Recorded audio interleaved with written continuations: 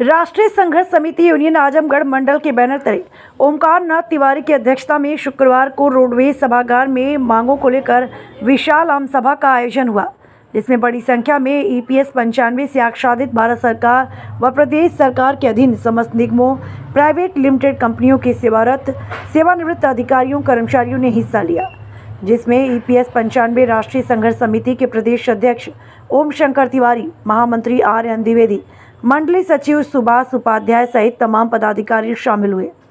जनसभा में राष्ट्रव्यापी पेंशनर्स बचाओ महाअभियान को लेकर सेवानिवृत्त कर्मचारियों के बीच चर्चा हुई। इस सभा में बतौर मुख्य अतिथि शामिल हुए राष्ट्रीय उपाध्यक्ष एस.के. तिवारी ने कहा, हम पिछले 10 सालों से संघर्षरत हैं। सरकार से हमारी मांग है कि हमें मासिक पेंशन, महंगाई भत्ता, चिकित्सा सुविधा जैसी तमाम सुविधाएं प्रदान की जाएं, लेकिन अब तक हमारी मांगें पूरी नहीं हुई। अपनी मांगों को सरकार से मनवाने के लिए हम सेवानिवृत्त कर्मचारी दिल्ली कूचकर 4 और 5 अगस्त को जंतर मंतर पर विशाल धरना प्रदर्शन करेंगे, जब तक कि सरकार हमारी मांगों को पूरा न कर दे। यदि इसके बाद भी पेंशन की हमारी मांगों को पूरा नहीं किया गया तो हम सेवानिवृत्त कर्मचारी आगामी चुनाव में सरकार का बहिष्कार करेंगे।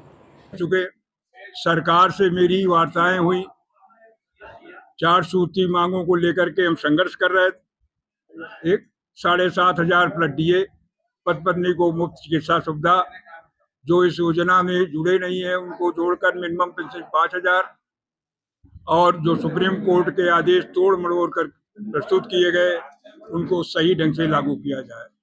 इन 4 मांगों को लेकर के संघर्ष कर रहा हूं। बड़े बड़े आंदोलन किए।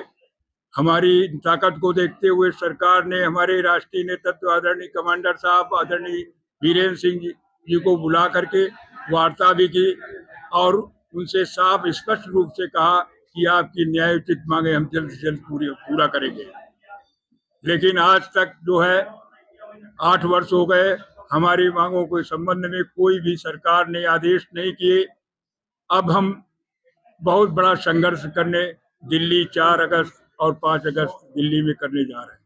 उसी की तैयारी में पूरे प्रदेश में हर मंडलों में हमारी जन जागरण आम सभाएं हो रही हैं कि लोग ज़्यादा से ज़्यादा संख्या में हमारे पेंशनर जंतर मंतर पहुँचे और सरकार के ऊपर दबाव पड़े और सरकार हमारी जल्द से जल्द मांगे पूरी करेगी। इसी परिप्रेक्ष्य में हम जगह जगह मीटिंगें कर रहे हैं। आप देख रहे हैं कि भारी संख्या में हमारे लोग मौजूद भी हैं और बहुत ज़्यादा तादाद में भी हमारे साथी दिल्ली पहुंचेंगे, और जब तक हमारी मांगे पूरी नहीं होगी और सरकार आदेश नहीं करेंगे, हम दिल्ली को नहीं छोड़ेंगे। 7,500 रुपए प्रतिमाह और उस पर महंगाई भत्ता, पति पत्नी को निःशुल्क इलाज और हायर पेंशन जो सुप्रीम कोर्ट ने आदेश दिया है वो एज इट इज उसको लागू करना, क्योंकि ईपीएफओ ने इसको बहुत ही तोड़ मरोड़ करके और इसको बहुत ही उलझा करके इसको सबमिट किया है।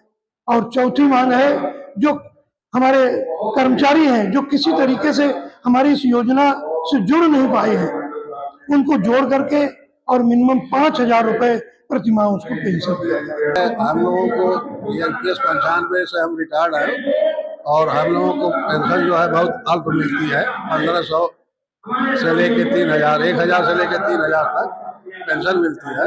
और पेंशन मद में हमने अपने पूरे सेवा काल में पर मंथ 541, 780 और 1,200 और 1,800 प्रति माह जो हम लोगों ने पूरे सेवा काल में पेंशन मद में जमा किया है।